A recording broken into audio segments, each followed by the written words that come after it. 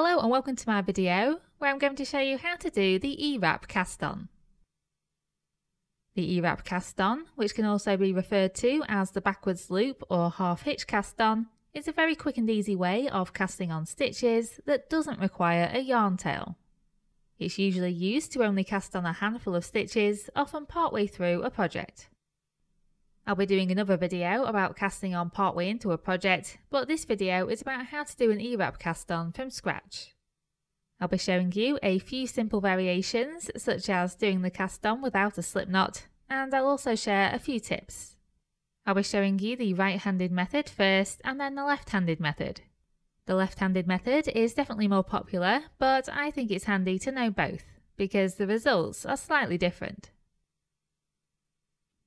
Right, so the first thing to do is tie a slip knot about 8 inches or so from the end of the yarn. Put this slip knot onto a knitting needle and tighten. Then grip the working yarn with the bottom 3 fingers of your right hand. Then to cast on a stitch, you need to take your index finger over the strand of yarn, behind, under and over it again, so you're pointing away from yourself, and then take the left hand needle point up through the loop around your finger to transfer it. And that's it, that's one stitch cast on, and you just need to repeat that as many times as you want. So take your index finger over, behind, under and over the strand, and transfer that loop to the left hand needle. And again, take your finger over, behind, under and over again, and transfer it to the needle. This cast on has a tendency to become quite loose, so just make sure that those stitches stay close together on the needle. Once you get the hang of it, you can go quite fast. If you take a closer look at the stitches now, you should be able to see that the working yarn comes out the front of that last stitch. And you might also be able to see that all of the cast on stitches lean diagonally upwards to the left. This is just something to note for future reference. I'm now going to show you how to do this same method but without a slip knot. And to do this, you need to grip the yarn onto the needle like so, with the working yarn leaving from the top and at least 8 inches of yarn tail hanging downwards. And then just cast on your stitches as normal.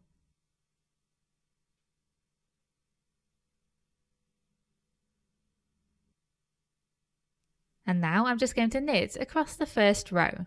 And although this is done as normal, you need to make sure that you do it quite tightly, and that's because this cast on is very prone to being too loose. So when you're knitting these stitches, just make sure you keep the stitches as close to the needle points as possible. Otherwise you can create a long strand of yarn between the needles. And I'm also going to show you a trick about how you can add a cast on stitch on this row if you happen to drop a stitch off the needle. So let's say you accidentally drop a stitch off the left hand needle, and as a result you create a long strand of yarn like so. You just need to take your right hand needle over the yarn, behind, under and over again. Then take your left hand needle down through the front of this stitch.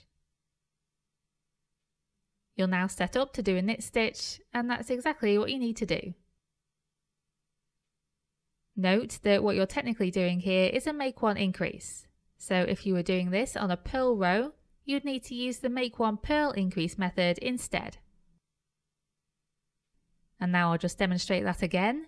So if you drop the stitch, it creates a long strand of yarn. And you need to take your right hand needle over this strand, behind, under and over again, and then take your left hand needle point down through the front of this stitch. Then complete this knit stitch and carry on across the row.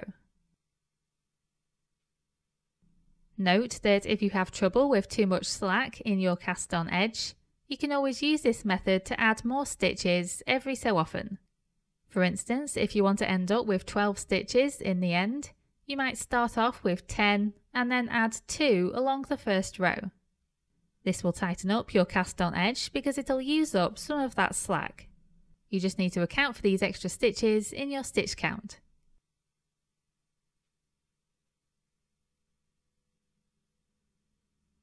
Here you can see the finished result after I've done some stockinette stitch.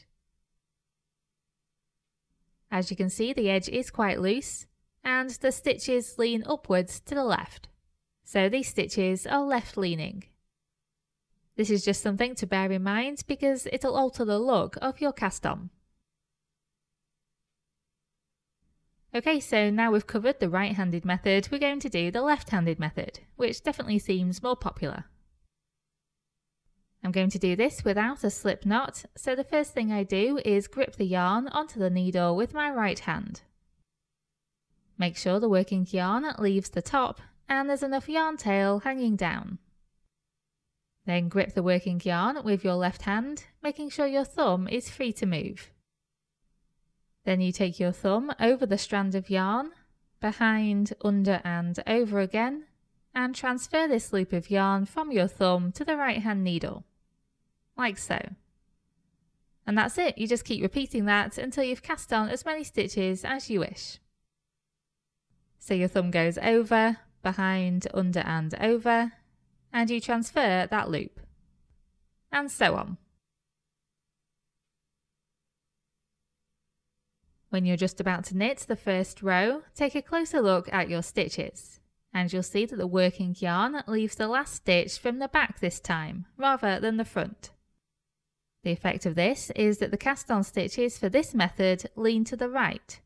So with the right hand method, the stitches lean to the left, and with the left hand method, the stitches lean to the right. Which one you choose is just personal preference. As you knit this first row, bear in mind that you still want to try and knit with the needle points and keep the stitches close together. The other thing you might notice with this method is that the stitches are a bit tighter and more awkward to knit into, although I personally find that this makes it a bit easier to keep good tension in the cast on edge. And after I've done some stockinette stitch, you can see what the finished edge now looks like. As you can see, I managed to make the cast on stitches a bit tighter with this method. And one last note I want to make is that you can reverse the direction of the E-wraps with either method. So I'm just going to demonstrate using the left hand method, and this time I'm going to use my finger rather than my thumb. All you do is go around the yarn in the opposite direction. So in this case you come forward and under, behind and over, so you're pointing at yourself. And then you bring the right hand needle up through the loop of yarn from the back like so.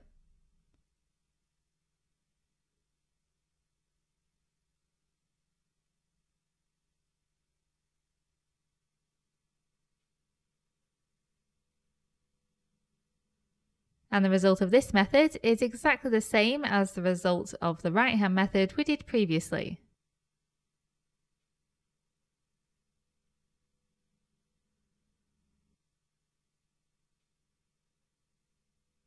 In fact, you can see the two edges compared here, and you can see they're exactly the same. So basically you can use either method in either direction to make your E-wraps, and it really just depends which way you want the cast on stitches to lean and which hand you prefer to use to make the E-wraps. And that's it, that's how you do the E-wrap cast on. I really hope you found this video useful, and thank you very much for watching.